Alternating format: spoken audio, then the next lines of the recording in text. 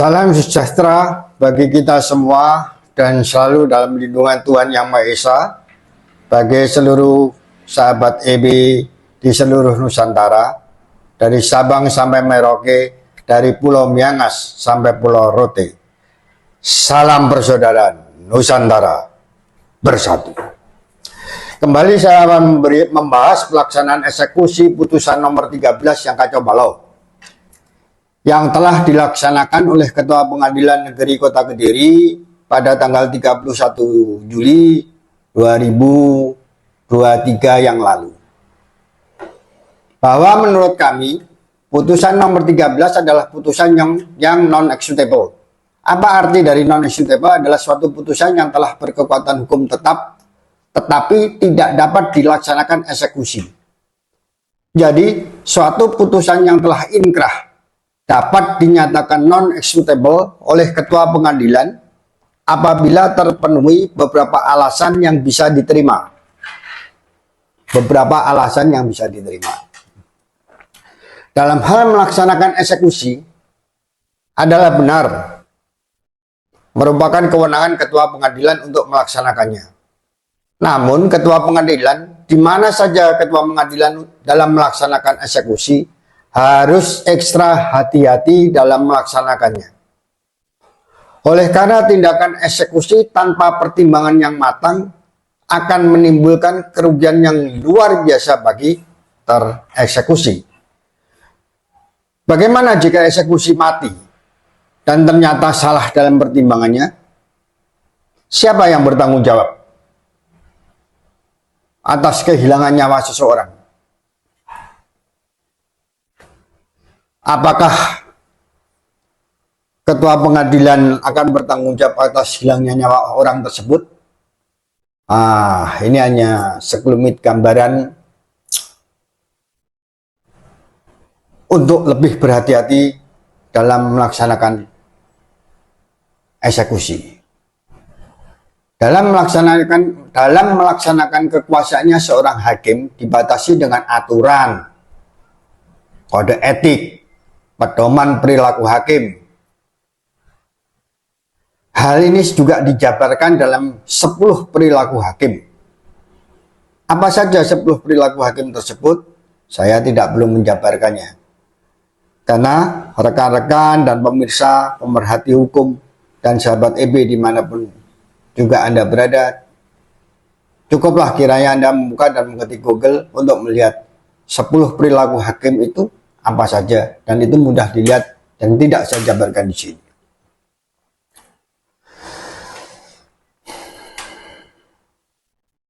Untuk mengawasi perilaku hakim masih ada Komisi Yudisial yang mengawasi kinerja hakim dalam rangka menjaga dan menegakkan kehormatan, keluhuran, martabat, serta perilaku hakim. Sahabat EB yang budiman serta pemerhati hukum di seluruh Nusantara. Dalam video ini saya akan membahas apa yang disebut dengan forpos dalam ranah eksekusi. Eksekusi merupakan ranah kewenangan penuh dari Ketua Pengadilan tingkat pertama. Namun demikian, jika terdapat permasalahan yang tidak mampu diselesaikan sendiri oleh pengadilan tingkat pertama, maka Ketua Pengadilan tingkat pertama harus menyampaikan permasalahan tersebut kepada pengadilan tingkat banding.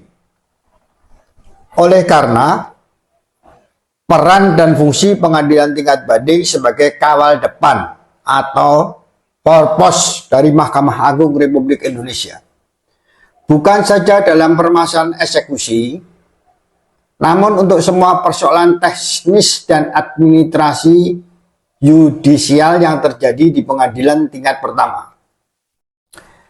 Hal ini disampaikan sendiri oleh Ketua Mahkamah Agung, Profesor Dr. Haji M. Syarifuddin SHMH di Manado pada tanggal 21 Oktober 2021. Diterangkan oleh Ketua Mahkamah Agung, pemberdayaan pengadilan tingkat banding sebagai kawal depan dari Mahkamah Agung kata Ketua MA saat itu, dimaksud agar tidak semua masalah dilimpahkan ke Mahkamah Agung. Menurut Ketua MA, setiap persoalan pengadilan tingkat pertama disampaikan ke pengadilan tingkat banding, selanjutnya dilaporkan secara periodik kepada Mahkamah Agung.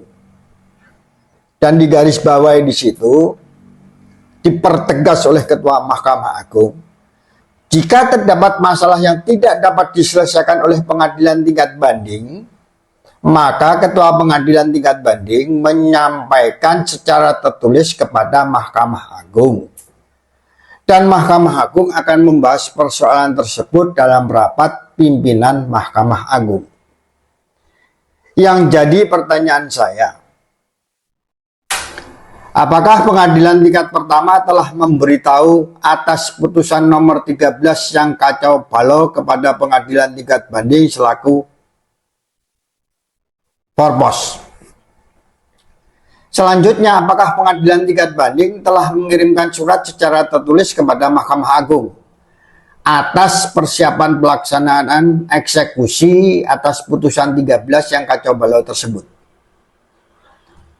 Jika pengadilan tingkat pertama tidak